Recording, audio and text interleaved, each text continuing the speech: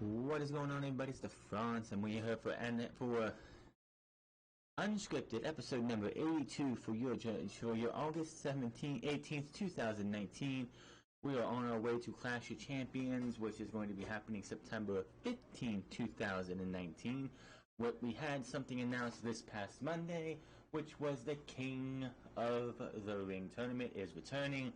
Now, when they announced the King of the Ring, they said it was going to be this coming Monday, but they didn't say it starts next Monday. They made it sound like it was going to be next Monday, and that was it. If anyone remembers, in 2015, I believe, the network was about a year and some change old, WWE decided they were going to hold the King of the Ring tournament. The first half happening on a Monday Night Raw, and then the very next night, after either before or after SmackDown was done taping, we were going to have the semifinals, I believe, and the finals for the King of the Ring. And of course, the winner of that King of the Ring was Wade Barrett. Go back a couple years beforehand, and you had Sheamus winning the King of the Ring. That's when he came out with the green cloth over him, and the weird-looking crown and the scepter. And then, of course, before that was William Regal, and the one before that, of course, was King Booker. Those are all the superstars who have won King of the Ring. That was not on pay-per-view since 2002. Of course, the last King of the Ring on pay-per-view format, of course, was Brock Lesnar, who went on to SummerSlam to take on The Rock and beat The Rock for the biggest moment in his career, in his early days of his career. He was the youngest WWE champion. WWE, of course, wanted to rectify that when he left and made Randy Orton the youngest World Heavyweight Champion. But, of course, they're not the same title. Anyway, it's going to be great to see King of the Ring back, but we're going to cover that later, as it'll be what we talk about after we get done with Raw, SmackDown, and NXT for this week. And of course, the King of the Ring was one of the big topics coming out of Monday Night Raw. Of course, as soon as we got the Cedric Alexander versus Drew McIntyre, we went to commercial break. And Michael Cole mentioned that these two men will be two of the eight men for Monday Night Raw representing King of the Ring. And my biggest problem with what Michael Cole did during this match is that during this match he just blurts out that we have all 8 competitors wrestling for Monday Night Raw in King of the Ring. He was like, "Oh, King of the Ring's gonna happen next week, and we're gonna have, if I can get the thing to show up right, come here. We're going to have Cesaro, Samoa Joe, Ricochet, Drew McIntyre, Cedric Alexander, Sami Zayn, The Miz, and Baron Corbin." Just on a whim, like it didn't matter. The King of the Ring should be one of the biggest, most prestigious things that WWE does. Yes, from 1993 to 2002, it was probably one of the biggest tournaments of all in all of the professional wrestling. That, of course, is the G1 Climax now. And, of course, the G1 Climax started 29 years ago, which, of course, would put it at, I believe, the 90s? Yeah, something like that. But the G1 Climax, of course, wasn't anything like it is today back in the 1990s. So, yes, the King of the Ring at one time was one of the most prestigious tournaments in all of professional wrestling.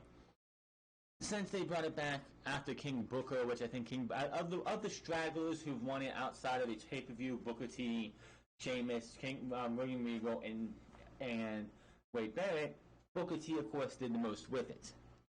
Now, if you look at King of the Ring superstars who've won during pay-per-views, Bret Hart, Owen Hart, Stone Cold Steve Austin, Triple H, Billy Gunn, Edge, Brock Lesnar, Kurt Angle, I think. Not Kurt Angle. It was Edge. Edge wasn't there. Yeah, Kurt Angle won King of the Ring as well. I'd have to say Stone Cold Steve Austin was the biggest name for King of the Ring, and then Brock Lesnar, like years and years later, I think was a bigger name for King of the Ring. I honestly don't think King of the Ring did much for Bret Hart. He was already where he was going to be. I would have to say that Owen Hart winning King of the Ring, it broke him out of his shell, and he was able to be his own man. But I think they kind of stifled Owen Hart when it came to his ascent to the top, because right before, in 1997, they decided to bring back the Hart Foundation and make it a big huge faction instead of just a two-man group. And I think that kind of hurt him. Of course, Austin with Austin 316, Triple H eventually became part of DX and became the Cerebral Assassin, the multi-time World Heavyweight Champion. Billy Gunn did absolutely nothing with King of the Ring. King Mabel was an absolute worthless piece of shit when he became King of the Ring. And yeah, I'd have to say the biggest names for the ones doing pay-per-view format would have to be Triple H and Stone Cold Steve Austin for the King of the Ring. It helped propel their careers to where they were in their primes, and the King of the Ring just it's just one of the greatest it's one of the best things, and WWE really needs to make this tournament actually matter. We're going in the King of the Ring. We're going to have a lot of matches that are going to make people lick their lips with excitement to see these matches. We're going to see just hopefully what we saw with Cedric Alexander and Drew McIntyre is just a taste of what we're going to see in the King of the Ring. The only other big thing that I can recall that happened on Monday Night Raw was in the main event. You had Seth Rollins versus AJ Styles. Champion versus champion. Oh, you know what? I totally forgot about this too, and I'm gonna kick myself for even thinking about it. Sasha Banks returned. That's another big thing that happened. Sasha Banks returned. I am so glad I had to redo this because I messed up on a couple of things tonight. I was in the middle of recording this, got 20 minutes in, and I'm like, shit, I need to restart this. And I didn't mention one time Sasha Banks making her return. Sasha Banks makes her return with blue hair. Yes, she comes out and WWE just had this whole entire thing that, we're in Canada this entire week. NXT TakeOver, Monday Night Raw, SmackDown Live, even in SummerSlam, even NXT's Aftermath, all were all in TakeOver. That's 5 days in a row if you watched all those shows that was done in Toronto, whether it was live or taped. And WWE has this big thing with Canadians. If they're in Canada, whether it's from out there, even when they're in Toronto, if they're from Calgary, if they're from Montreal, if they're from Alberta, they're going to get cheered like heroes in Canada. Unless you are Bret Hart status in Canada, that ain't happening. We got to SummerSlam, and the fans were behind Becky Lynch. Yes, Natty got a little bit of cheers, but that's because she came out wearing the Canadian flag. She had the Canadian flag on her back. Yes, that's going to get a big cheer because, yay, we're in Canada. But she got blasted at SummerSlam, and people were backstage were surprised. I wasn't surprised. It doesn't help the fact that Natty is somebody that you haven't done anything with in months. Do you really think that people in Canada are going to sit there and be like, oh, she's from Calgary, but this is Toronto, we should cheer her anyway? That's like saying we're in New York City and somebody from Boston comes out, they should be cheered because it's the United States. They're from the United States. It doesn't work like that. Yes, Kevin Owens is over like Rover with the Canadian fans because he's from Canada and he's a big fucking deal. He beat Shane McMahon. He's a big fucking deal. Just like Samoa Joe faced off against Sami Zayn. They turned him, quote-unquote, babyface for a minute because they didn't want the pop from a guy who's not from Toronto. Canada might not have states, but it's like, just because they're in Toronto and you're from Montreal, it's not the same area. There might be people from Montreal who hate Toronto. I know they do when it comes to hockey. So WWE needs to get the stigma away that if it's kind of like a racist type thing when it's like, that'd just be like if you went to Japan and Nakamura, I believe, is from Osaka, and he's from Tokyo and Osaka, and fans would probably take to Nakamura more in Tokyo than they would in Osaka, but because they're in Japan, he's going to get beloved everywhere. It's like, come the fuck on. It's just because they're in Canada doesn't mean they're going to automatically get fucking cheered just because they're from a different part of Canada. Give me a damn break. Again, that'd be like if a New Yorker wrestled in Boston as a heel, just because we're in the United States, they should get cheered mercilessly because they're in the United States, because they're going against Kevin Owens, who is a babyface, but he's from Canada. Give me a fucking break. Absolutely stupid. But anyway, I'm getting off track. Natty's out there. She has her arm in a sling, kayfabe, elbow injury. She has to go get an MRI.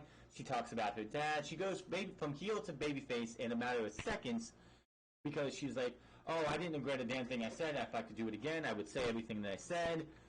And then she's like, but I gotta tell you guys something because I'm injured. And yes, she's telling a true story. Yes, her dad really died. it devastated the fucking hell out of her. You know it did, because and like when you see her when they did the Ruby Riott breaking the Anvil's glasses, it was a stupid angle, but yes, those emotions were probably real. When they announced her dad in the Heart Foundation was going into the Hall of Fame, I guarantee, like those tears that you saw on Monday Night Raw were legitimate this year. It was something that when she was in the middle of the ring, those weren't alligator tears; those were legit. That Natty really did love her father, and Natty, of course, misses her father, and it was a big deal. 1 year to the day on Monday Night Raw since her dad passed away. She gets interrupted by Sasha Banks. WWE's thought is because they're in Canada, not in Calgary, but because they're in Canada, and she's telling a heartfelt story about the fact that her dad died 1 year ago on Monday, that anybody comes out, they're going to get booed out of the building, and they're going to be vilified. That didn't happen. As soon as Sasha Banks' music hits, that crowd erupted like she was from Canada herself, like she was from Toronto herself. Like that was just a misfire on WWE's fact. And the fact is, Sasha Banks, somebody that the WWE Universe themselves wanted to turn heel since the day that she was brought up to the main roster and was Miss Goody Two Shoes. The entire time last year, we wanted Bayley versus Sasha Banks with Bayley as a heel, babyface, and Sasha as a heel. I, for one, would have been fine with the Bayley heel turn for a moment just to see him do a double turn later, like at SummerSlam. Did you not hear that crowd reaction at WrestleMania last year, Vince? Apparently not. Anyway, she comes out, hugs Natty with a purple wig on, making it look like she had her normal hair color. She goes to grab a mic, turns around, and rocks Natty, and everybody goes wild. There were a little bit of boos just because those might have been the Calgary fans who were behind Natty. But 95% of the fans in that stadium or arena were fucking elated the fact that Sasha Banks was back. You got thank you Sasha chants, because I guarantee you most of that crowd was like, come on, Natty, move on. It's okay. Yeah, your dad died. We don't care. And then somebody comes out. They could have had almost anybody come out and do what Sasha Banks did, and they most likely would have got cheered, because nobody cares about Natalya. It's a sad thing, but WWE gives no fucks about Natalya, that the only reason she was in the position that she was at SummerSlam was because she's from Canada. It's a sad point, but that is absolutely true, that she was only in the position that she was because she is from Canada. Sasha comes back, hits her down, takes off the wig, and she has the bluest hair you will ever see. I don't know why she went with blue. She's on Monday Night Raw. It kind of mixes with the entire thing that she's on Raw and not SmackDown Live, but whatever. I do find it funny because they did have, I believe, Sarah Schreiber ask Bayley, I think the next night, what her thoughts were on Sasha Banks' attack on Natalya and Becky Lynch. And Bayley said, you know what? Sasha Banks is my ride or die. She's my best friend. But Natalya and Becky are also my best friends. So my best bet is just keep my mouth shut. And honestly, that is the best thing she could do. Gives you that little mystique of, what if Bayley takes that heel turn and gets that dastardly heel coming out, and we see Bayley and Sasha Banks reunited as heels and not baby faces, like later down the line. Not now, but later down the line. I don't know, but Sasha Banks being back is awesome. Now I see people on Twitter and Facebook and Instagram and all these other places. I've seen people sitting there and they're like, "Oh, why is she already getting a title shot? She's been gone for 4 months. Why, this is a WrestleMania match. Why are we getting this match now?" Because there literally is nobody else. Her getting that match at Clash of Champions just shows you how much WWE wants to keep her from All Elite Wrestling. I don't see her beating Becky Lynch. Hell, I don't even see her and Becky Lynch going to a clean finish at Clash of Champions. I could totally see the second ever women's Hell in a Cell match be Becky Lynch versus Sasha Banks in October at Hell in a Cell, right after we get past October SmackDown Live debut. We're gonna have Becky Lynch versus Sasha Banks inside Hell in a Cell. I can totally see it. But of course, as I was starting to say before, I remembered the Sasha Banks turn heel, which was absolutely fantastic. I can't wait to see what these two women can do. Don't fuck it up, Vince. Just like The Fiend, don't fuck it up. Strowman is next in line to be was teased on Monday Night Raw, as you saw in the main event. Seth Rollins versus AJ Styles for the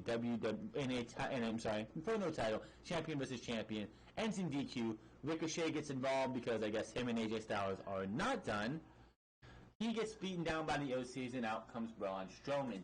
And the only thing that I have to say is, like, God, we're going to have another six-man tag match. Unfortunately, for those who love six-man tag matches, that match could not happen at that time, simply because they were out of time. But before we were out of time, Seth Rollins gets the title handed back to him by Braun Strowman, and apparently that is going to be the match at Clash of Champions. I don't know how they're going to do this. Honestly, they cannot turn Braun Strowman heel again. What happened the last time they did this?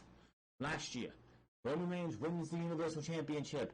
Braun Strowman cashes in his Money in the Bank for Hell in a Cell.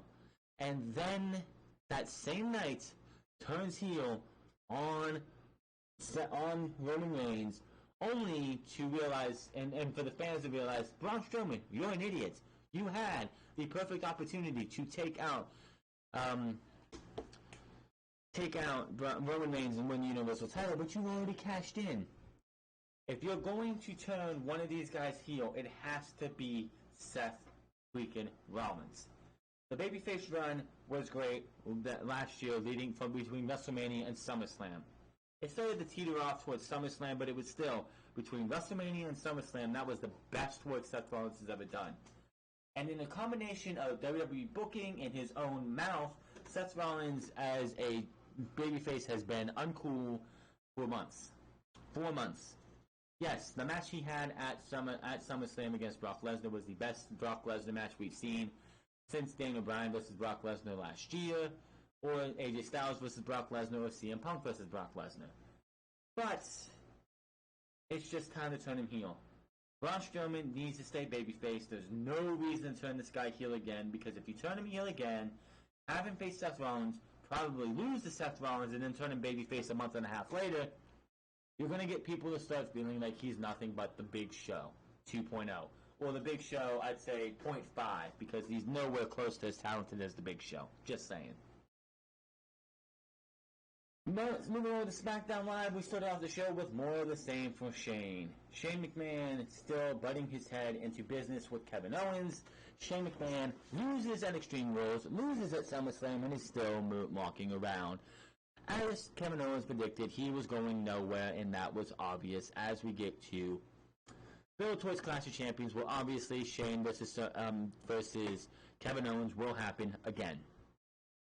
Then we had Buddy Murphy versus Roman Reigns. This was fantastic. We had Drew McIntyre versus Cedric Alexander give us a preview to the King of the Ring the night before, which was absolutely fantastic as well. Buddy Murphy versus Roman Reigns was on another level. Harken yourself back I can't remember the dates and it was 2010. It was during the original run of NXT, which saw superstars like Bryan Danielson, Daniel Bryan, Wade Barrett, Justin Gabriel, Heath Slater, and Michael Tarver, Skip Sheffield, and Husky Harris, which turned out to be Ryback and of course Bray Wyatt on this show, in which they would do it was like a reality TV show. They'd do stupid contests and shit, but Daniel Bryan on these shows of NXT kept losing matches. Then we get to a Monday Night Raw episode. He was losing real easily on NXT. They had him squashed out. I don't know fucking why. They didn't like the way Daniel Bryan presented himself or whatever, but Daniel Bryan was just getting jobbed out week in and week out. we get to an episode of Monday Night Raw, and it's scheduled Batista versus Daniel Bryan.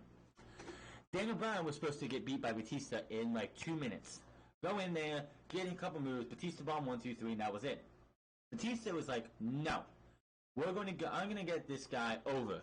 No one else is gonna get this guy over because they don't want to for whatever reason. I see this guy has talent. I'm gonna get this guy over. We're gonna go out there. We're gonna have a damn good match. I might take the win, but this guy's gonna look like a fucking star after I'm done with him. And that's the same thing that Buddy Murphy got with Roman Reigns. Roman Reigns put Buddy Murphy over without... This is the reason why wins and losses don't really matter in WWE, because Buddy Murphy might have lost the match, but Buddy Murphy was a fucking winner on this night, Tuesday. He looked like a fucking megastar. He looked like somebody, if you put the fucking rocket behind him and strap him to it and send him going, he could carry this company for the next 5 to 10 fucking years. He put on a fantastic match against Roman Reigns. This was by far one of the best matches of the fucking year. My 3 best matches for SmackDown Live this year are Rey Mysterio vs. Andrade 1 and 2 and Buddy Murphy vs. Roman Reigns. Of the matches from Raw, SmackDown, and NXT this week, Buddy Murphy vs. Roman Reigns is your match of the week. If you have not seen Buddy Murphy versus Roman Reigns, go out there and take your time out and actually watch this match. Buddy Murphy could have been squashed like that. I think WWE wanted to squash Buddy Murphy and get him out of the way because let's move Roman Reigns on to Daniel Bryan.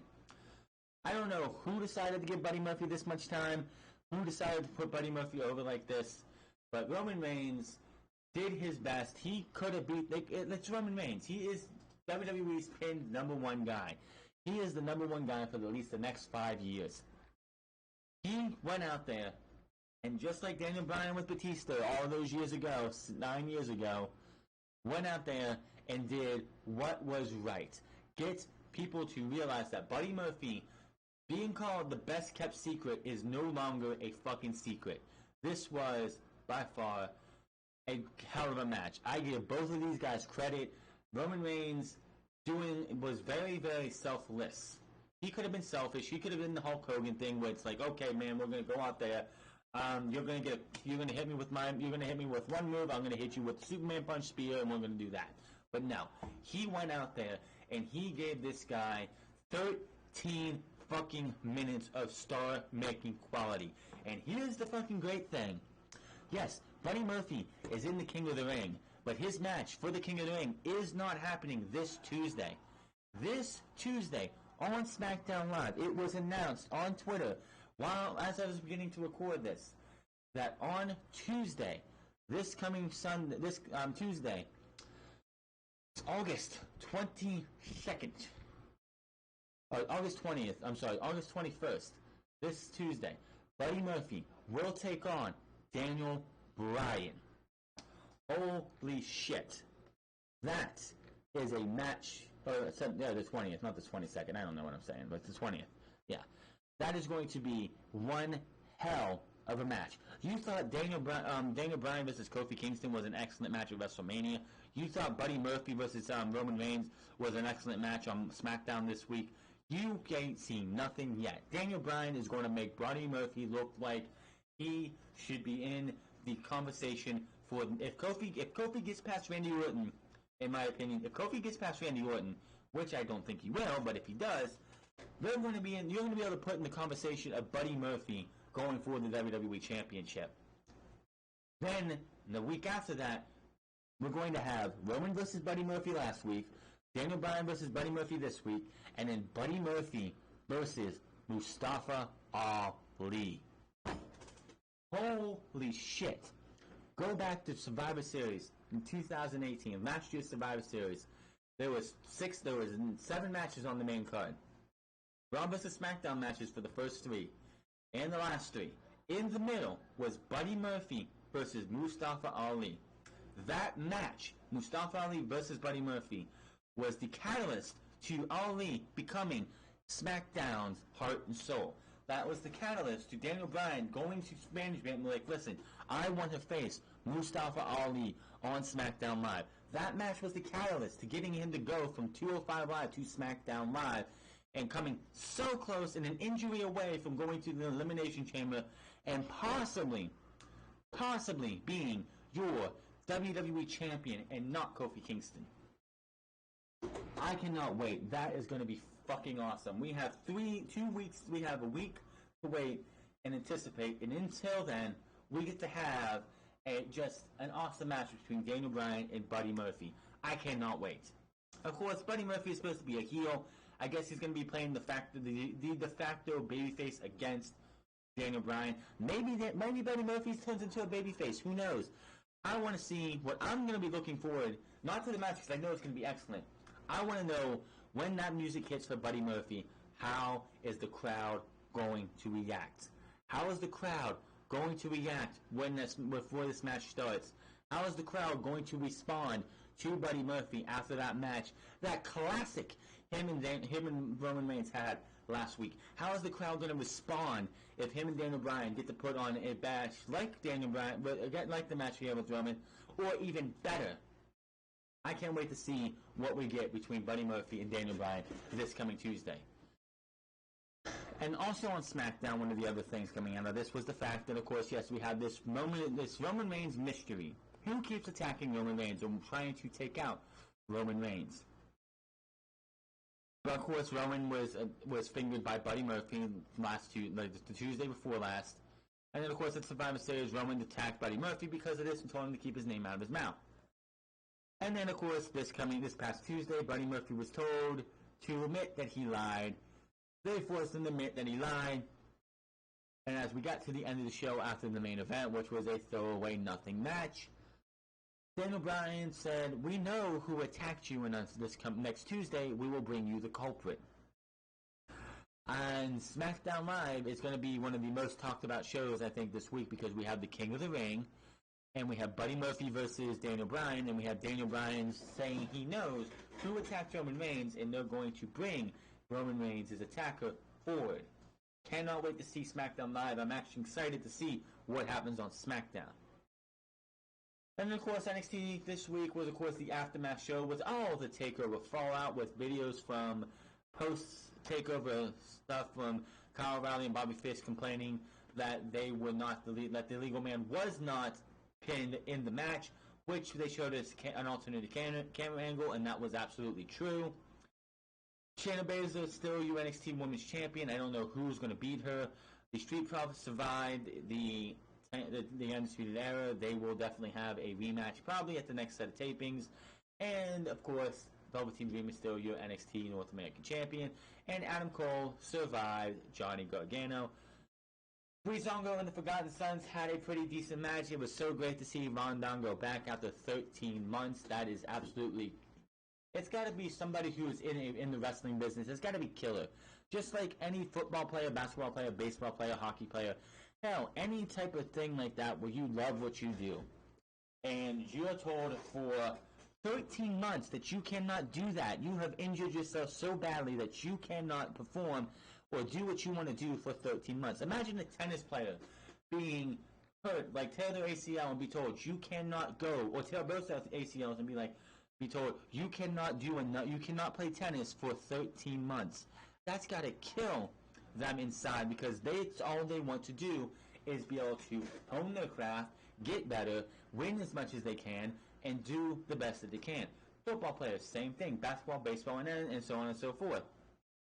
Like, it would suck to anybody be told that, hey, you can't do this for that long. It had to kill Rondango. Yes, he returned on TV 2 weeks ago. They made themselves. He made his return to action actually at a house show before TakeOver Toronto's taping, which of course was the Aftermath show. And I'm sure just getting through those matches alone must have felt great for Fandango.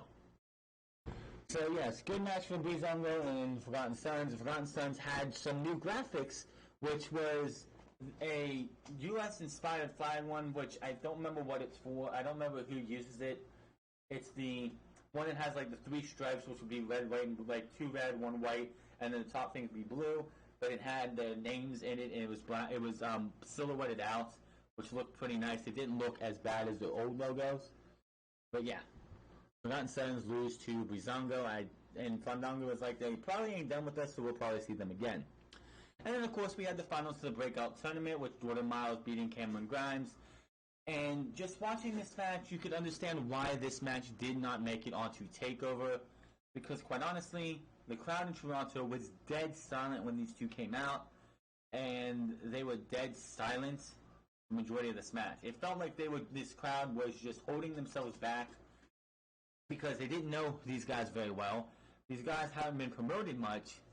And, quite honestly, the match was not that good.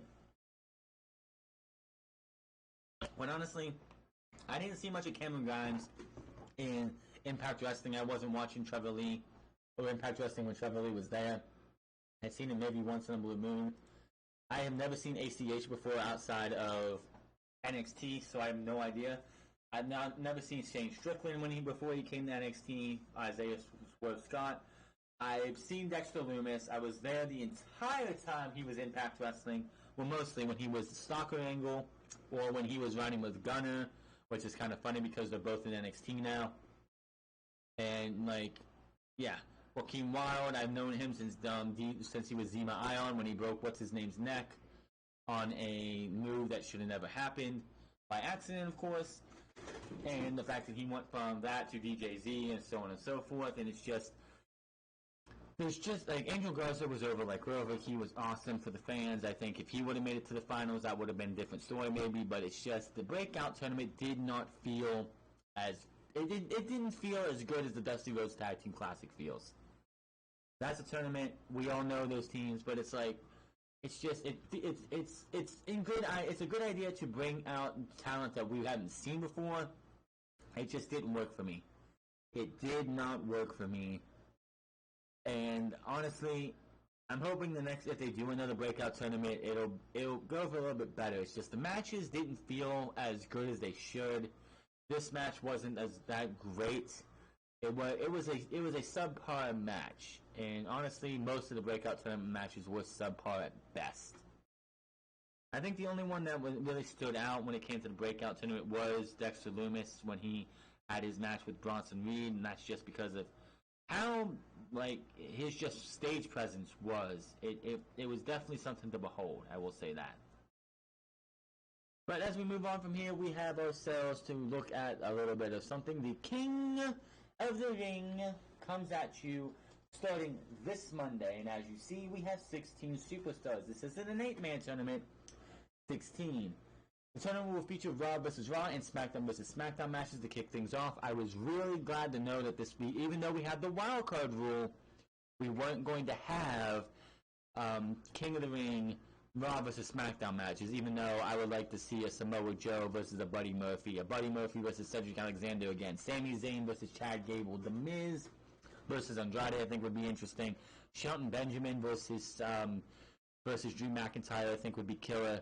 But we got these matches, and quite honestly, this is how this bracket is going to break down. The first round will begin on Monday SmackDown and Tuesday SmackDown from Sioux Falls, South Dakota, which is going to be on the 20th. The semifinal, the second round will take place on the 26th, which makes no sense because they've only announced 2 matches. Raw, New Orleans, and SmackDown the next night. Then the semifinals will take place on the 9th and 10th. Someone's got this wrong because there's no way that they're doing that right. They've only announced 2 matches from both Raw and SmackDown this week. So the first round is going to be the next 2 weeks, and then the second round is going to be the 2nd and 3rd of September. The semifinals are going to take place on the 9th and 10th, which are the go-home shows to Clash of Champions. And then the SmackDown vs. Raw match is going to be happening at Clash of Champions. The first round, of course, is as follows: Cesaro vs. Samoa Joe, Ricochet vs. Drew McIntyre, Cedric Alexander vs. Sami Zayn, and Miz vs. Baron Corbin. Kevin Owens vs. Elias, Ali vs. Buddy Murphy, which should be a fantastic match. Chad Gable vs. Shelton Benjamin, and Apollo Crews vs. Andrade. Now, out of these matches so far, the ones that I can already tell you are going to be clean, easy matches to get past. Apollo Crews is losing to Andrade, plain and simple. I'm going to say Andrade will be beating Apollo Crews. He will face the winner of Shelton Benjamin versus Chad Gable. which apparently Chad Gable is going to get a name called Shorty G. I do not want to even go into that because, quite simply, that is by far an awful name, and I couldn't even. The Cedric Alexander will probably beat Sami Zayn because Sami Zayn has been nothing but a loser since he's come back. I don't think he's even won a match. Oh, wait. He hasn't won a singles match, and I believe the only match he's won is when Kevin Owens and him took on, I believe, the New Day. And they beat they beat the New Day, and then they broke him up. Samoa Joe versus Cesaro could probably be a very, very rough-hitting match. I think Samoa Joe will beat Cesaro because Cesaro is not really going to be doing anything as it a push. Ricochet versus Drew McIntyre is going to be a tough one for me. Baron Corbin's beating The Miz because The Miz is nothing but a loser as well. My tough one that I'm going to have to say is Drew McIntyre versus Ricochet. It should be one hell of a match.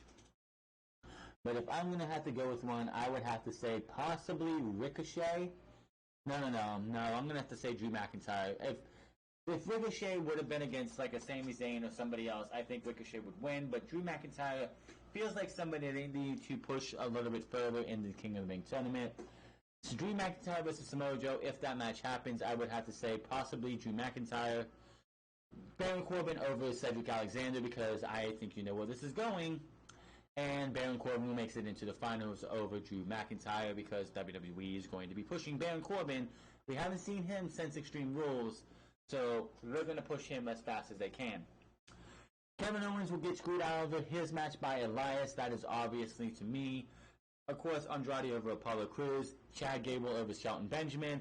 Buddy Murphy versus Ali. I'm going with Buddy Murphy.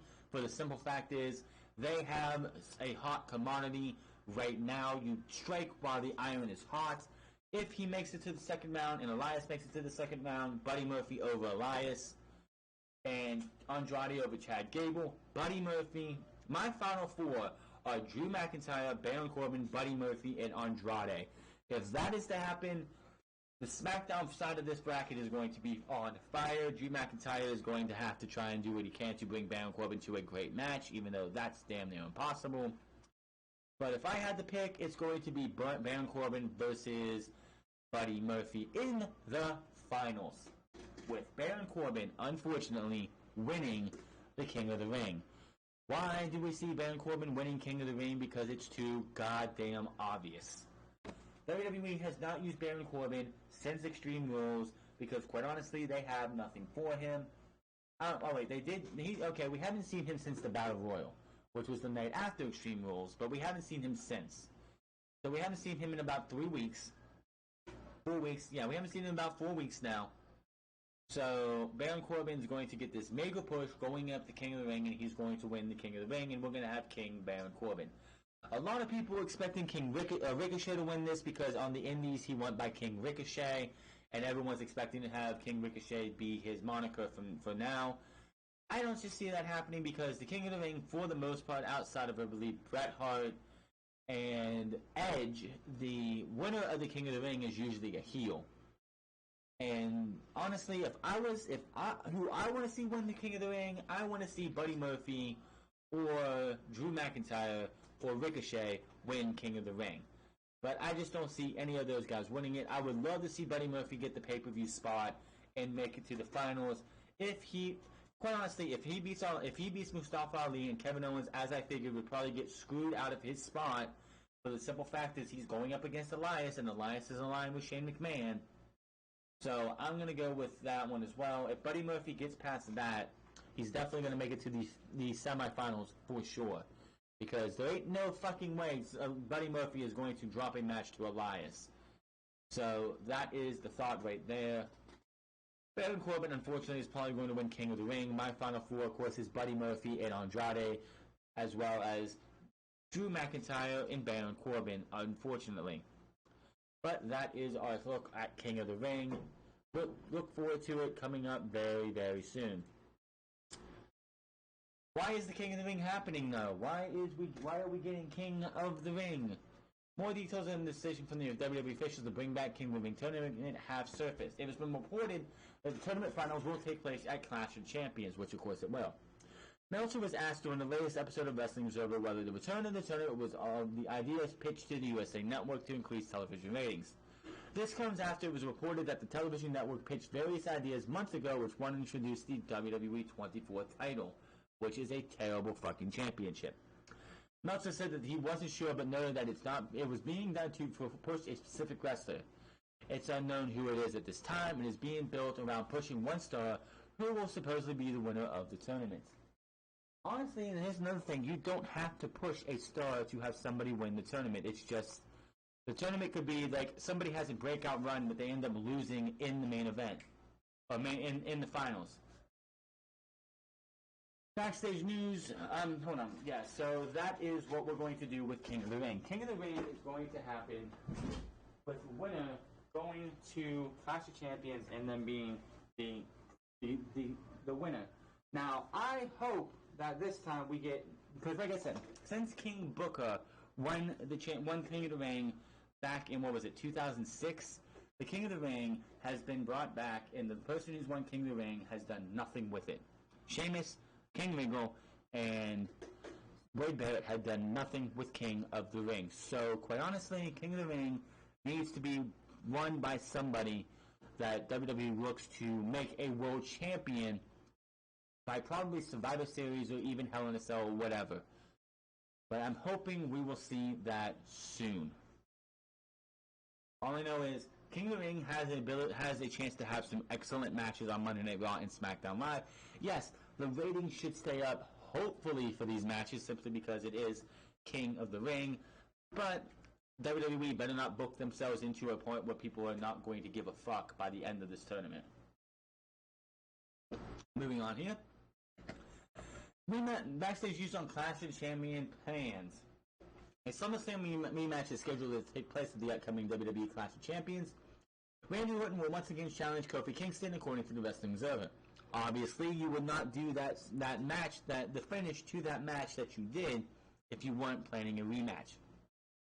Another planned match is Sasha Banks versus Women's Champion Becky Lynch. Of course, the SmackDown Tag Team Champions Big E and Xavier Woods versus The Revival have been pitched but not confirmed. Vince McMahon has not approved the match to be added to the card yet.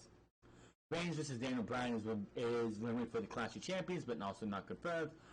Ali versus champion Shinsuke Nakamura for the Intercontinental title also might take place.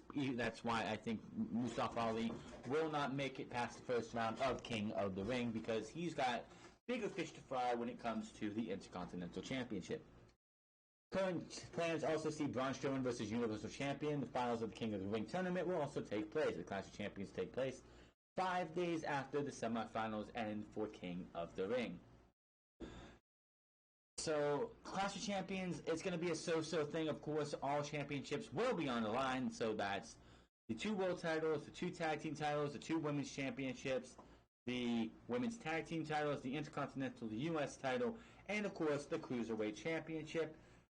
And of course the 24/7 joke will probably be defended will probably change hands about 5 times. I don't know. Clash of Champions could be a really, really solid pay-per-view, or it could just bum us all out, especially if Baron Corbin wins the King of the Ring. WWE wants Rey Mysterio's son to wrestle. Rey Mysterio's son, Dominic Gutierrez, could be returning to WWE storyline soon. WWE officials reportedly want Dominic to wrestle, and the new Mysterio storyline on Raw could lead to what happened, according to Wrestling Observer newsletter. The 21-year-old Dominic started training for a pro wrestling career last year and had a stint under wrestling veteran Lance Storm at his wrestling school in Canada. The Observer noted that the feeling right now is Dominic is not ready for in-ring action at the stage like WWE, but they hope he will be ready in 2020.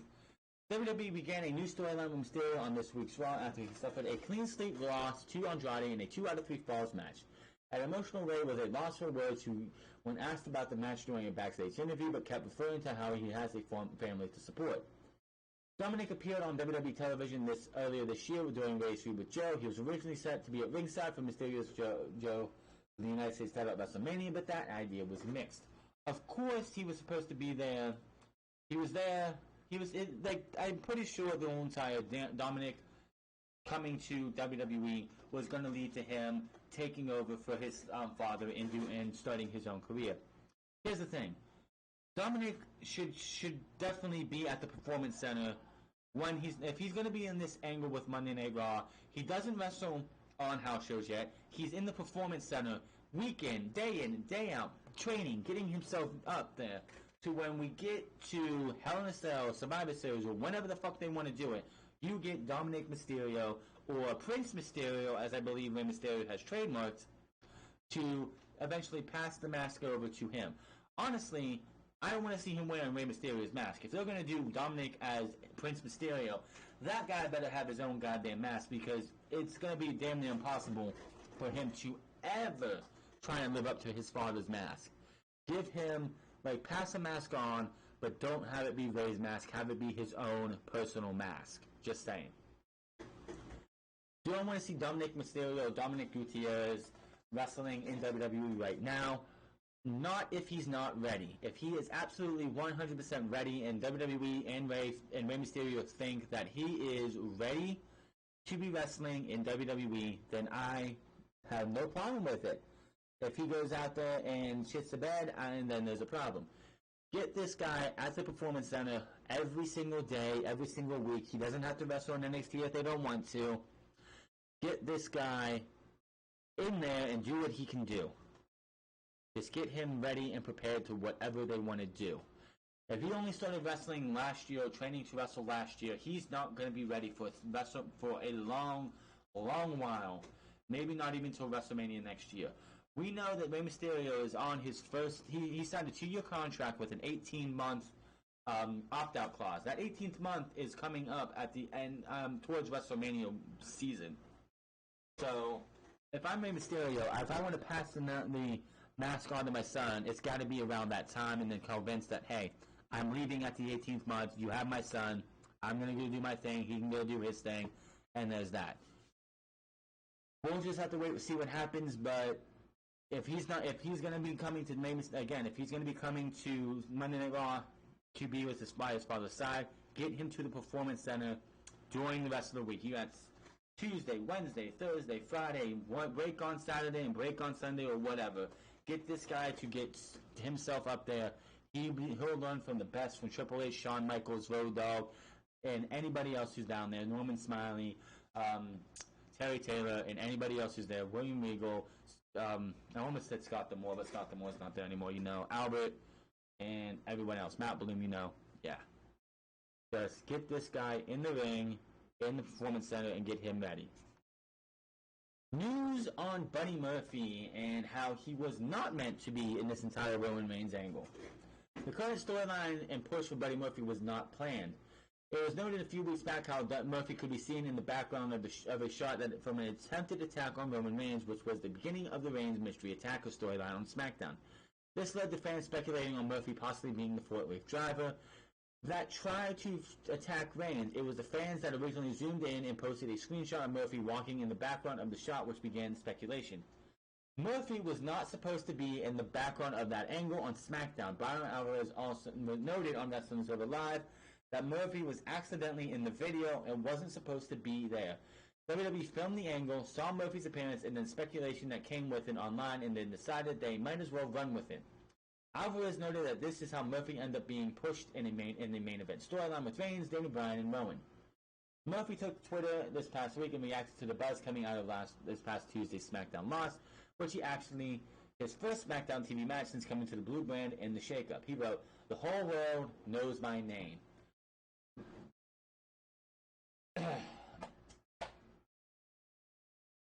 As was noted, Murphy's recent push has also led to 2 significant endorsements from Reigns on social media, which have brought more exposure.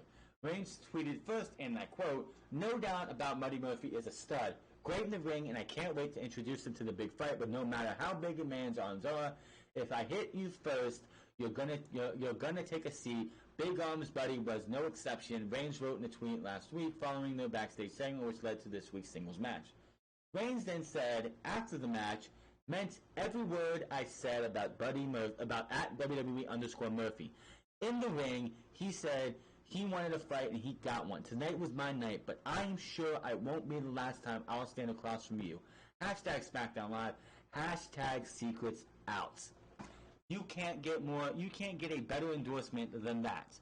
Buddy Murphy is in this by accident, they say. Buddy Murphy came from 205 Live. He said he wanted to have more masks before he made his debut. Okay, fine, whatever. But it just feels like that Buddy Murphy... I watched that video back. It honestly looked like Buddy Murphy saw Roman Reigns walking. He was off to the side, and he tried to get into that shot so he could do anything he could to get on TV. He has not wrestled a match since WrestleMania. You're damn straight Buddy Murphy was going to do what he could to get on TV.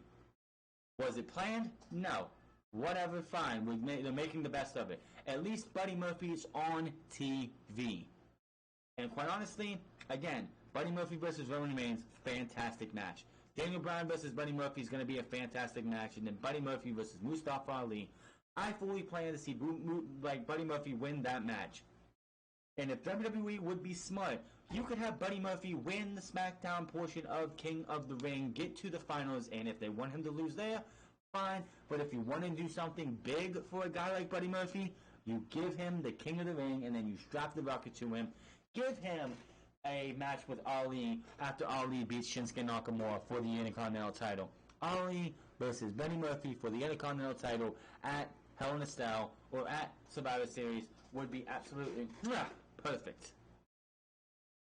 There's no one yet on what WWE has planned for Murphy following the storyline with Spanish Jones and Daniel Bryan, but we'll keep you updated. As I just updated you earlier in the show, that is what happened. It will be Daniel Bryan versus Buddy Murphy next week. So his part in the storyline is not over. Okay, so WWE, during the Q1, I believe, quarterly meetings, conference call, was asked about the house shows and the live events and the fact that it's down from last year. It's down from the year before. And Vince McMahon blatantly told them that we have a team together we have a team assembled that's going to fix our our problem with live events. I don't think canceling 5 upcoming live events is the way to fix that problem. But they have canceled 5 upcoming live events according to PW Insider. The following events have been nixed. August 24th in Bossier City, Louisiana. Saturday, August 24th in Lafayette, Louisiana. Sunday, August 25th in Mobile, Alabama. Friday, August 30th in Bangor, Maine. And Saturday, August 31st in Portland, Maine. The Raw Tour has been canceled from October 23rd to 25th is the first time in recent memory that a Red Brand Weekend Tour has been nixed so close to the shows. WWE has also canceled a weekend SmackDown tour earlier this month. The Raw live event scheduled for Sunday, September 1st in White Plains, New York is still on schedule, at least as of this writing. And another interesting note on live WWE events, there are currently no more Monday SmackDown live events on the schedule, as noted once the SmackDown moves to October to Fox. The SmackDown brand is expected to be touring from Thursday to Sunday, while the Raw brand sticks to their Friday to Sunday move.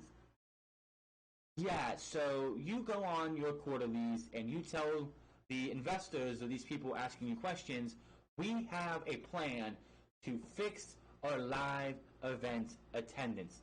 And this is what you do. You cancel 5 upcoming shows. I guess that means the tickets must be so bad. This is not a way to fix your problem. Your problem is never going to get fixed this way.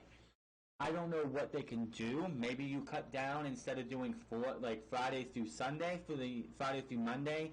You do Saturday, Sunday, Monday. I don't know. Maybe you go Friday, Saturday, Sunday for SmackDown SmackDown when it goes to Fox. Don't have to do 4 days. Cut this down, because quite honestly, that's probably going to save you some money probably, because you don't have to go out and rent a building. You don't have to sit there and try and fill a building up and fail at it. WWE has to do something, because yes, live attendance is not, like, live house shows and stuff are not a big thing for WWE anymore. They get most of their money from TV deals and the Saudi Arabian government. But if they don't fix it soon, then it's going to make it a lot worse for them down the line. But I honestly don't think canceling the next next weekends and the weekend after that's house shows is the idea. Eric Bischoff, how much has Eric Bischoff had to do with SmackDown Live? SmackDown Live has felt different in the last few weeks, and a lot of it has come out of the fact that apparently Vince McMahon has rewritten every single show in the last few weeks. People are wondering how much has Eric Bischoff had to do about this show. Doing this a couple of days ago, Wrestling Observer Live, Brian Alvarez had some very interesting details about Tuesday's SmackDown Live. I believe he did this on Wednesday. To the best of my knowledge, from the talk to people there, all Eric Bischoff has done so far is show up to work. There is not an Eric Bischoff show. He didn't write the show. I don't think he had anything to do with the show. He stated that Bruce Pritchard and David Kapoor were largely responsible for the show on Tuesday. Another interesting tidbit is how Buddy Murphy's newfound push started from his insertion into the Roman Reigns storyline wasn't actually intended, and he was just accidentally included into the fourth-length incident shot, and WWE decided to insert him into it, talking about taking full advantage of a happy accident. Again, I don't believe in accidents like that because, quite honestly, that just seems like something that Buddy Murphy knew what he was doing at that time, and it just, WWE ran with it. They could have just said, well, Buddy Murphy's in there, it was nothing big, he was going from one side to the other, it just happened. Whatever works, Buddy Murphy's there. But when it comes to Bischoff, I don't believe that he's just showing up to work and that's it. He's doing absolutely nothing. I don't buy that. He's probably sitting there with an iPad, laptop, whatever, taking notes, trying to figure out everything, getting acclimated. I wouldn't expect anything big from Eric Bischoff until Hell in a Cell or after Hell in a Cell. It just seems like that's something that they would need to slowly as possible get this guy acclimated. And honestly, I just don't feel like they're ready to hand the reins over to him as much as they are Paul Heyman, even though, honestly, the shows are not, they're not where they need to be. And quite honestly, Eric Bischoff, anybody trying to throw praise at Eric Bischoff, you can just hold your praise back because it's not Eric Bischoff. Big rumor going around over this week that Dolph Ziggler asked for his release. A significant rumor surrounding Dolph Ziggler wanting his release from the WWE popped up this week. According to a report, the rumor is completely untrue. The rumor initially stated that Ziggler requested his release from the company with a deal between Ziggler and McMahon supposedly put in place via a handshake. According to the rumor, McMahon broke the deal and would not be letting Ziggler out of his deal no matter the scenario. According to Dave Meltzer, the Wrestling Observer informs, however, he claims that the rumor is not true in the slightest. Whether or not this ends up being true is still undecided. But it does seem as if Ziggler is sticking with the WWE from now on and has no plans of wanting to work his way out of any deal. So I do not believe that Vince McMahon would ever give anybody a handshake deal in this day and age and say, oh yeah, pal, come back till SummerSlam, we'll let you out of your contract. Anybody who thinks that Vince McMahon in this day and age where AEW's popping up, New Japan's getting bigger, Impact Wrestling is hitting its stride to try and get itself better to where people will actually take it seriously. Ring of Honor is still a big thing, and everything else. Does anybody actually believe that Vince McMahon is going to give somebody a handshake deal and be like, listen, come back for Saudi Arabia, come back until SummerSlam, put Goldberg over, come back on Monday Night Raw, we'll write you off on Monday Night Raw, and then we'll let you go. Anybody who thinks that that is absolutely true, you are fucking idiots. Absolutely fucking stupid. Vince McMahon is trying to keep all talent under contract. He's trying to go get talent that they don't even care about to keep them from going to New Japan, going to AEW, going to Ring of Honor, going to Impact Wrestling. He wants to keep as much as he can. He was going to give Rhino so much money that he could sit at home and do nothing, and Rhino turned him down. They were going to give Dean Ambrose so much fucking money to stay with the company. Dean Ambrose said, no, I don't care about the money, I'm going. Anybody who thinks that Dolph Ziggler had any handshake deal to leave WWE after he put over Goldberg and The Miz the next night, and Vince McMahon broke that deal, you're a fucking idiot. Vince McMahon doesn't want to let anybody go. He'd rather let somebody stay at home and pay them than let them leave. And anybody who thinks otherwise needs to get their head examined, plain and simple. Our worst fears are coming to fruition. There has been a pitch over the last 48 hours to have NXT, the WWE NXT series moved to Wednesday nights on the USA Network. The show will air from 8 to 10 p.m. Eastern, putting it head-to-head with AEW's new weekly TV series. The report states that NXT would begin airing on USA the same night as AEW premieres on TNT Wednesday, October 2nd. It was also noted that the idea is that the series would graduate to a weekly live 2-hour show from Full Sail live on campus of Full Sail University, Winter Park, Florida. And an updated word now is that NXT could premiere on the USA Network before October 2nd. Dave Meltzer also noted on the Wrestling Observer Radio that McMahon is looking to get the jump, which means NXT will premiere before AEW on TNT. It was also reported that WWE officials have discussed airing NXT live each week from Full Sail, but they have also discussed going live every other week.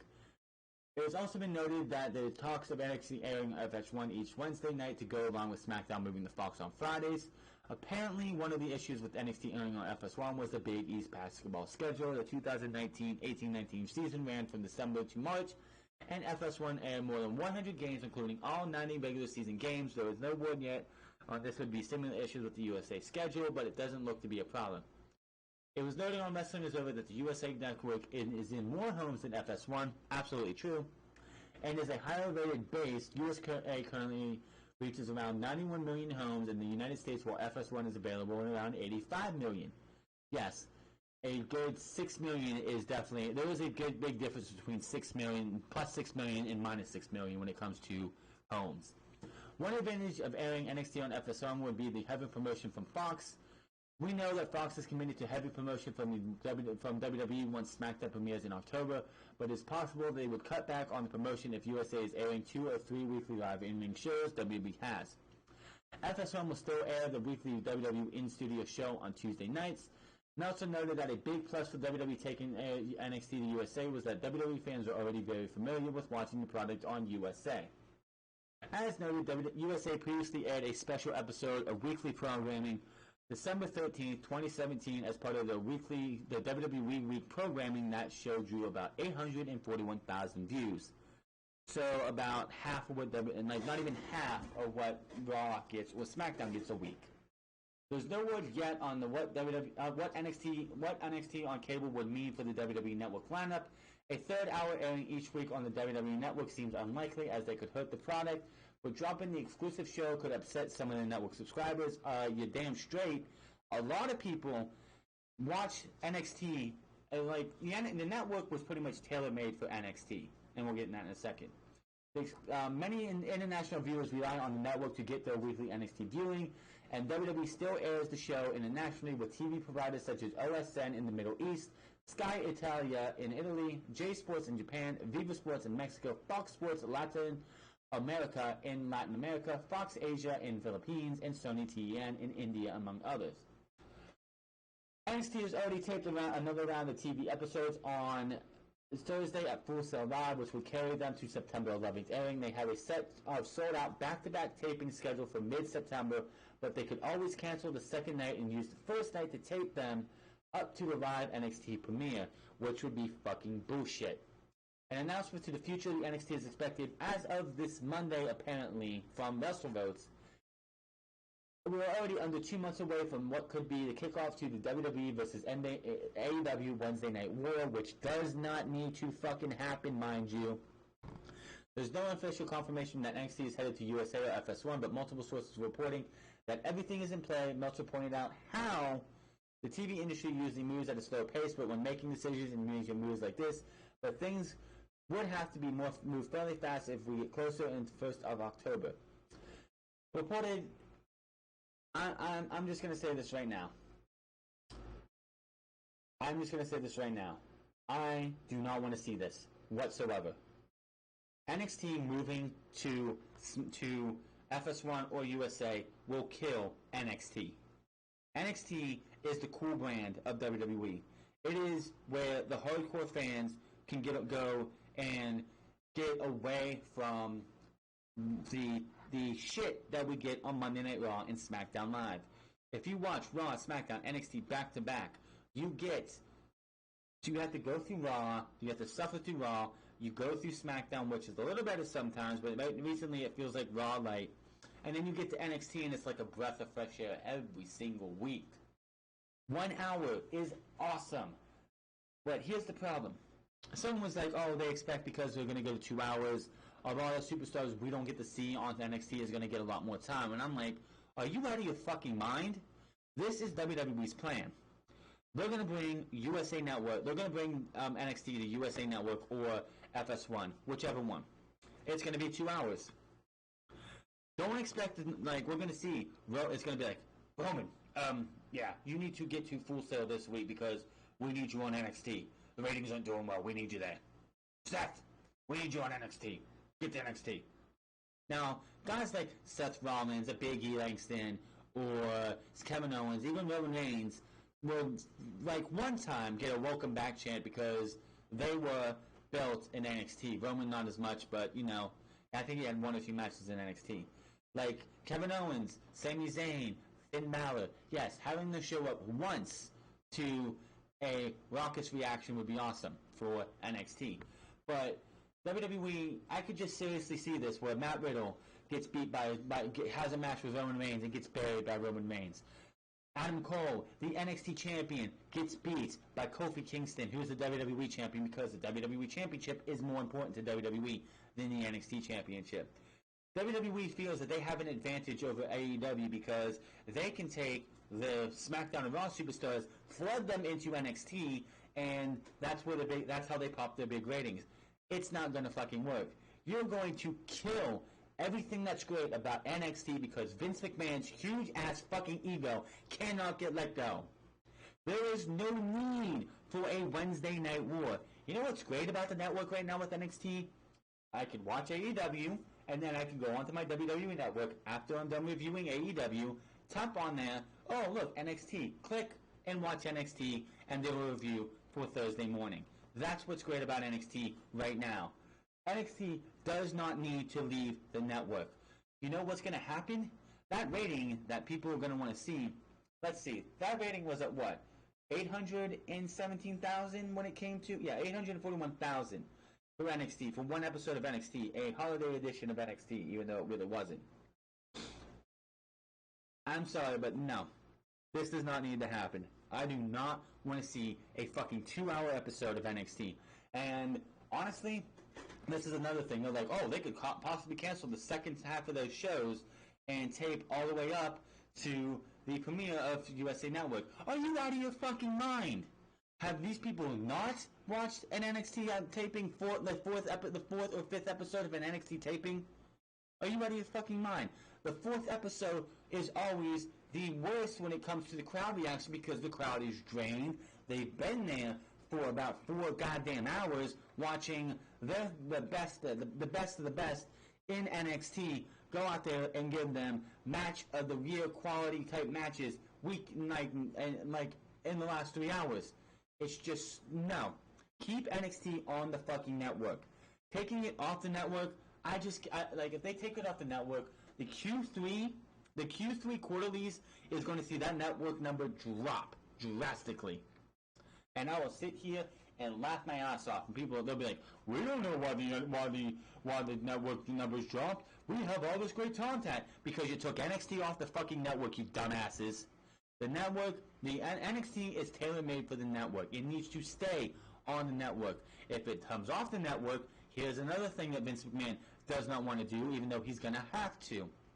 You can't go and have Raw or SmackDown, at least especially Raw because it's going to be on the same network if it is. You cannot go and pretend like NXT doesn't exist. Yes, you have the Street Profits who are the tag team champions at this time on NXT on Monday Night Raw. That's about it. That's all the promotion you get. Hell, the Viking Raiders were the NXT tag team champions when they were brought up to the main roster. Their titles were absolutely nowhere. You have to keep the show on the network. Because quite honestly, there is no reason that NXT is special because yes, it's taped 4 weeks in advance. If it's back to back, like it's supposed to be in September 11th and 12th, which is going to take us all the way up to Takeover. The back-to-back episodes, back-to-back tapings are supposed to take us up to Takeover, and you're going to risk everything that Triple H and his team has planned is at risk if you do this. If you want to do this, do it after Takeover. That aftermath show doesn't happen, and you go from there. But don't do this because you think that you have to counter-program AEW. People are like, oh, well, what do you mean counter-programming? This is evolving NXT because it's going from the network to the main from it goes from 1 hour on the network to cable TV at 2 hours. It's evolving the program. You're not evolving anything. NXT is a place for 1 hour. You get to see people try out gimmicks, try out wrestle and try out stuff that they want to do. You see people honing their craft, honing their skills, not being overexposed. If they go to 2 hours, we'll see Johnny Gargano every week, Adam Cole every week, Velveteen Dream every week, Matt Riddle every week. People will get overexposed, and then NXT goes from being the hot commodity for WWE, and that next takeover and we have takeover war games on our horizon. Vince McMahon is going to sacrifice and destroy takeover war games before we get there. Before we get to war games at the middle of November, NXT, if it goes to this 2 hour format, is going to die 1,000 deaths. And it's going to be SmackDown light. I don't want that. I want NXT to stay where it's at. NXT needs to stay on the network where it belongs. The only thing that's going to be on the network is going to be NXT UK, and not everybody who watches NXT watches NXT UK. It's not the same. That is for NXT UK. I watched the last episode. I haven't watched an episode in months just because I haven't had really time to. And honestly, NXT UK has a feel as that it's catered towards the European audience and not towards me. It's just my feeling on that. It's not catered towards me. Even though I did watch the Culture Pro Wrestling / Defiant Wrestling, and that was catered towards the European audience because that's where they were from. But I just don't want to see this happen. It does not need to happen. Keep it on the network where it belongs. LAX says they have wrestled their last match for Impact Wrestling. LAX, Santana and Ortiz have announced that their last night's match against Rich Swann and Willie Mack was their last match for Impact. The match was during a TV taping in Mexico. After the match, members of the Impact locker room came out in the ring to say goodbye to them. Below is the following statement. And I quote, "Last night we wrestled our final match with Impact Wrestling. Our appreciation and gratitude for every single person there who had a hand in helping us get to this point is absolutely endless. Thank you for the opportunity to show the world our passion and commitment for this business, and most of all, for the opportunity to represent our people and culture on a big stage. We are forever grateful." Last month it was reported that Santana and Ortiz are leaving the company, and they both, WWE and AEW, are interested in signing them. Honestly, if I'm Santana and Ortiz, I'm being elite. Because I know if I'm paying attention, and I hope they are, yeah, you might become a big deal in NXT before, unless NXT gets fucked over like I feel it's going to. After that, you go to Monday Night Raw, you go to SmackDown Live, you die 1,000 deaths. I'd rather see LAX versus the Lucha Bros again. I'd rather see LAX versus the Boy and his Dinosaur, Luchasaurus and Jungle Boy versus the Young Bucks, versus Private Party, versus Dark Order, versus Best Friends, versus any team that you can think of that they're going to have in AEW. Stay away from WWE because they won't know how to use you, and they'll make them heels and when they get to the main roster because I believe they're from Puerto Rico actually, or they're Puerto Rican. They'll make them heels because they got to be those foreign heels. And it will just be something that will die 1,000 deaths. They'll break them up, and they'll become like a shell of their former selves. The XFL, as we move away from wrestling for a minute, we got to talk about the XFL, which has been teasing. Oh, they've been teasing with little squares of logos, and team names are coming very, very soon. But they have signed their very first player. After an extended summer showcase in which various players look to prove they belong in the XFL, the organization's rosters are finally starting to take shape. It was announced earlier this week by Commissioner CEO Oliver Luck that players would be invited into the draft pool. Finally, the first signing has become official. In quarterback, Landry Jones, former Pittsburgh Steeler. We're excited to welcome Landry Jones to the XFL as the first player and the first quarterback, Luck stated in the press release. He is an accomplished athlete and an outstanding college credentials and pro experience, in his heart and desire to play football epitomizes the type of individual we want in the XFL. A former fourth-round pick of the 2013 draft by the Pittsburgh Steelers, Jones was a member of that organization from 2013 to 2017. He then joined the Jacksonville Jaguars and the Oakland Raiders. the former of which he was cut by in May in 18 games he played in the University of Oklahoma. Product threw for 8 touchdowns and over 1,300 yards. While at the University of Oklahoma, he set the Big 12 record for passing yards, 16,646 completions, 1,388, and touchdowns of 123. It is unknown which team he will be drafted. It is a good opportunity to be around football again, Landry stated in a video. It is tough to stay in this game. It doesn't last forever. As long as you can stay in it, the longer you can get better. I just want to play again. That's really what I'm interested in, and go out there and complete and play. The XFL draft will be taking place in October, with each of 8 teams being allowed to draft 70 players. Those players who accept an invite must sign an HIPAA release from while also consenting to clearing a background check. Following the draft, every player must pass a medical examination and a drug test. The relaunched XFL season is expected to start in February of 2020, the week after this next Super Bowl. Well, that is the first of 8. That is the first quarterback of 8 starters. I guess Landry Jones is going to be the starter of one of the XFL teams, and we will have to see where that goes from there. Let me know what you think of Andrew Jones joining the XFL, and are you excited about XFL football, or are you just like it's going to fail like the AAF did this year? On to the AEW news, as AEW sells out week 2 and 3. Not a surprise here. They quickly sold out this on Friday, on Wednesday. The tickets went on sale at noon Eastern on Wednesday, October 9th. For October 9th taping from the Agnes Arena in Boston, and the Wednesday, October 16th tapings from the Lacaris Center in Philadelphia. AEW did announce that 1:07 Eastern that the event was sold out. So, about 1 hour? Wow. As noted, the premiere event will take place on October 2nd in DC and sale last month and sold out in around 2 hours. AEW began layering live each week, nights 8 to 10 p.m. on TNT beginning October 2nd. Right now we have Wednesday, October 2nd, premiere episode, Chapter 1, Jon Moxley appears, Sammy Guevara versus Cody Rhodes, and the Young Bucks and Kenny Omega versus Chris Jericho and 2 mystery partners, and the first ever AEW Women's Champion will be crowned.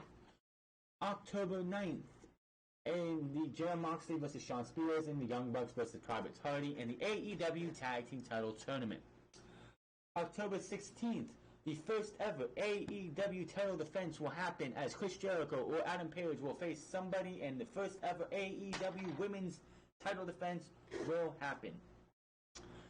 Speaking of women, another match has been added for All Out. In just a few weeks until All Out, many are wondering if AEW will be adding more women's matches to the card. Currently scheduled is the Casino Battle Royal at the buy-in is portion of all in the portion of the buy-in portion of the All Out to determine a contender for the AEW Women's Championship. A majority of the women for AEW roster will be part of it, as well as the women not on the roster like Jazz and Eva Lise. Now we have a second match. Also, Teal Piper will be in the Battle Royal as well.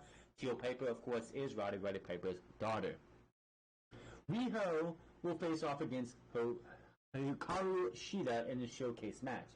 Riho has been featured on a majority of AEW pay-per-view events. Both her and Hakura teamed up with Ryo Mizunami, I can't get their names right, to take on Audra Kong, Ime Sakurai, and Yuka Sakazaki at Double or Nothing for there. From there, she faced Yuka Sakazaki and Nyla Rose at Fyter Fest, and then teamed with Britt Baker and Fight for the Fallen against Bea Priestley and Shoka Nakajima. AEW Executive Vice President Kenny Omega, a huge fan of the match, was one of the driving forces in bringing the Joshi woman to AEW. There is no word yet if a championship opportunity is on the line in this match. So, of course, it takes place on August 31st, coming up in less than 2 weeks. Now, I don't know what week else we can say, but the AEW Women's Championship will be on the line on the 3rd episode of AEW. AEW's 3rd episode is going to be absolutely huge, because not only will we have an AEW Championship, the first ever title defense for that title, but we will also have a Women's Championship match on that same show. Should be absolutely fantastic. AEW has announced that they have signed indie star Orange Cassidy. Cassidy from, they released a teaser video that announced they are now serving freshly squeezed Orange Cassidy, who is from New Jersey, made his pro wrestling debut back in 2004. He made his AEW debut back in the Double or Nothing pay-per-view and competing in the Casino Battle Royal. He was entered in a match at 15 and eliminated Tommy Dreamer. I hear there's a lot of controversy and people not happy with the fact that they have signed Orange Cassidy. Dave Meltzer, the Wrestling Observer newsletter, is reporting that Orange Cassidy signing with AEW shouldn't squeeze the juice out too many fans that are upset with the move. According to Meltzer in the Observer, he and his staff were told that Orange Cassidy will be booked in a manner in which people won't mind and that the act should be entertaining. To most, Meltzer also mentioned that Cassidy was brought up during an ad sales meeting with TNT, and the response he received was extremely favorable. Cassidy was announced to be All Elite on the latest edition of Being the Elite, in which he makes sure his AEW contract was freshly squeezed by placing it in a blender full of orange juice.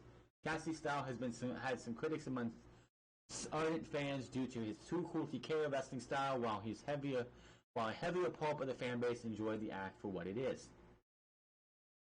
So yeah, I know nothing about Orange Cassidy, what his entire shtick is, so I don't know why people are so upset. So yeah, AEW is getting Orange Cassidy. The only knowledge I have of Orange Cassidy is what he did at Double or Nothing. I'll see what happens when he comes to AEW, what he does, so we'll just have to wait and find out. If you're upset with Orange Cassidy, if you're happy with him being signed, let me know in the comment section below. He got a job with AEW, just be happy for the dude, whether you like him or you don't. AEW has confirmed that they will be announcing the next 2 host cities for AEW on TNT on Monday at noon Eastern. They will also be announcing the tickets on sales date at that time. The first 3 host cities are all sold out: Washington, D.C., Philadelphia, and Boston. This is going to happen on an episode of Being the Elite, as confirmed by the Young Bucks. All those tapings have sold out. Thank you, AEW fans, for selling out Boston and Philly events. Our production team will be looking to open up seats between now and the event dates. As we define our set camera positions, keep check AEWtickets.com for tickets released for sale day road.